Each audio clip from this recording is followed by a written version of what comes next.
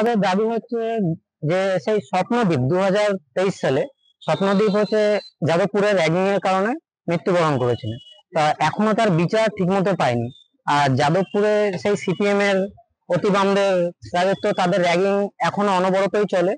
এর বিরুদ্ধে প্রতিবাদ করতে গেলে তারা রাস্তা অবরোধ, কোনো সময় শিক্ষামন্ত্রী গেলে শিক্ষামন্ত্রীর গাড়ি অবরোধ, সবকিছুই করতে থাকে। কিন্তু তাদের সিসিটিভি লাগাতে বলে সিসিটিভি লাগাতে চায় না। তারা যাদবপুরটাকে নিজের বাপত্তি সম্পত্তি ভেবে নিয়েছে এবং তারা নিজের ইচ্ছা মতন চালাচ্ছে। তাই আমরা সেই 2 বছর পর আসবে তো এখনো সেই মানে হ্যাঁ, এখনো বিচার পাইনি।